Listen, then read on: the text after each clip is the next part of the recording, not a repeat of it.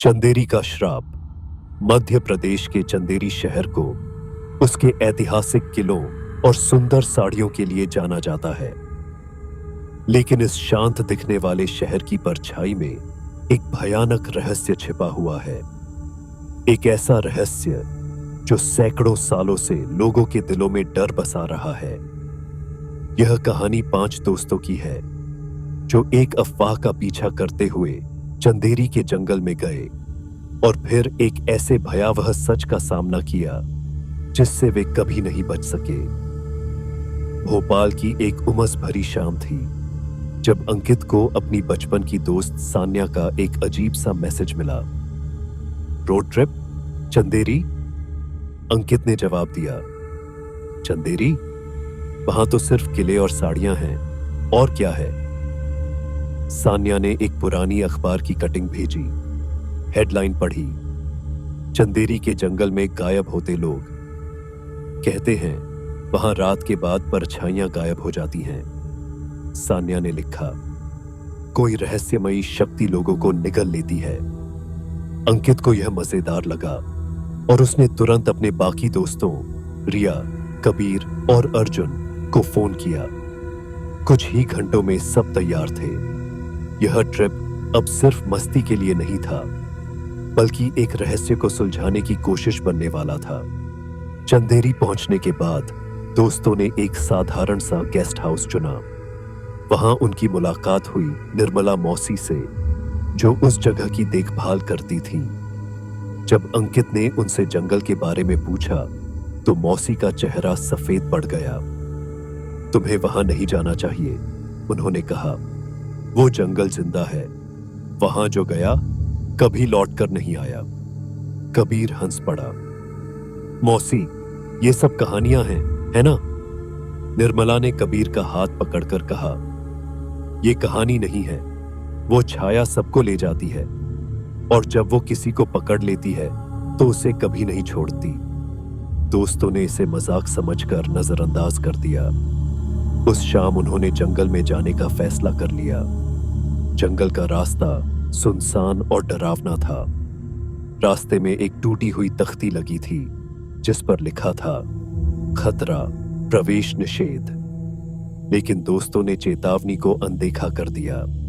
जैसे जैसे वे जंगल के भीतर बढ़े, वहां का माहौल और डरावना होता गया। पेड़ इतने घने थे कि आसमान भी नहीं दिख रहा था। मुझे कुछ ठीक नहीं लग रहा, रिया ने कहा। बस कुछ देर और, सान्या ने जवाब दिया।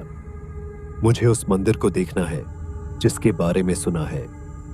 रात गहराते ही उन्होंने कुछ अजीब महसूस किया। उनकी परछाइयां हल्की होने लगी, जैसे वे अंधेरे में घुल रही हों।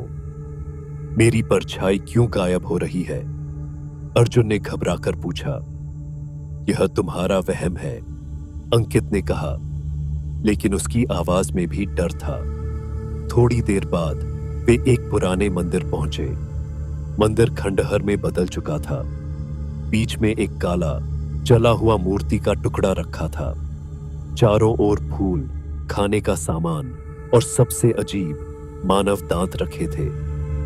यहां दांत कौन चढ़ाता है? कबीर ने घृणा से कहा। तभी अचानक एक ठंडी हवा चली और सब कुछ शांत हो गया। एक दिल दहला देने वाली चीख ने सन्नाटे को तोड़ दिया। सान्या! अंकित चिल्लाया, लेकिन सान्या वहां नहीं थी। उसकी टॉर्च जमीन पर पड़ी थी। उसकी रोशनी टिमटिमा रही थी। वो अभी यहीं थी, रिया ने रोते हुए कहा। कबीर ने अपनी टॉर्च चारों ओर घुमाई, लेकिन अंधेरा उसकी रोशनी को निगल रहा था। हमें यहां से निकलना होगा, रिया ने घबराते हुए कहा। नहीं, अंकित ने दृढ़ता से कहा। हम सान्या को अकेला नहीं छोड़ सकते। वे चिल्लाकर उसका नाम पुकारने लगे, लेकिन जंगल ने उनकी आवाज को निगल लिया। अचानक रिया ने जमीन की ओर इशारा किया। देखो, मिट्टी पर सान्या के पैरों के निशान थे, लेकिन वे अचानक गायब हो गए, जैसे उसे हवा में खींच लिया गया हो। तभी कबीर चीख पड़ा। एक अंधेरे से बनी आकृति उसके ऊपर झुकी थी। उसकी लाल चमकती हुई आंखें किसी दानव जैसी थीं। और फिर कबीर को अंधेरा निगल गया। उसकी चीख भी धीरे धीरे खामोश हो गई। अब सिर्फ 3 दोस्त बचे थे। वे जंगल के बाहर जाने की कोशिश करने लगे, लेकिन जंगल ने जैसे उन्हें कैद कर लिया था। तभी उन्हें आग के पास बैठे एक साधु दिखे। साधु बाबा, हमारी मदद कीजिए, अंकित ने कहा। कुछ हमारी जान लेना चाहता है। साधु ने उनकी ओर देखा और कहा, तुमने छाया को जगा दिया है। वह डर और परछाइयों पर जीती है। जितना तुम डरोगे वह उतनी शक्तिशाली होती जाएगी। उसे कैसे रोक सकते हैं? रिया ने कांपते हुए पूछा। तुम्हें मंदिर वापस जाना होगा, साधु ने कहा। मंदिर में रखी पवित्र ज्योति को जलाना होगा, लेकिन ध्यान रखना, छाया तुम्हें रोकने की पूरी कोशिश करेगी। तीनों किसी तरह मंदिर पहुंचे। वहां पहुंचते ही उन्होंने देखा कि छाया एक विशाल आकृति में बदल चुकी थी। उसकी कई लाल आंखें चमक रही थीं। अंकित ने जल्दी से साधु द्वारा दिया गया दीपक निकाला और उसे जलाने की कोशिश की।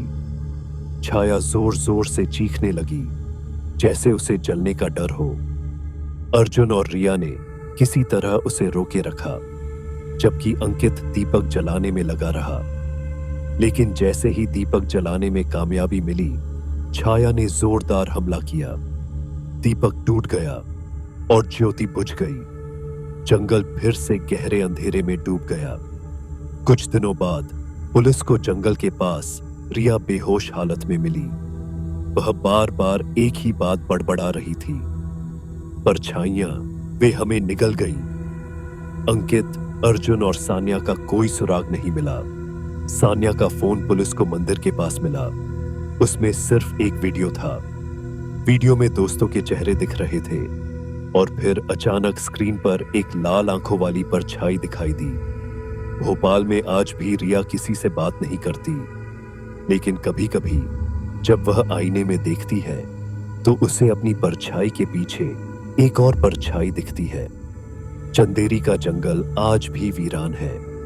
गांव के लोग वहां जाने से कतराते हैं और जो वहां जाने की हिम्मत करते हैं उनके लिए एक ही चेतावनी है, छाया देख रही है।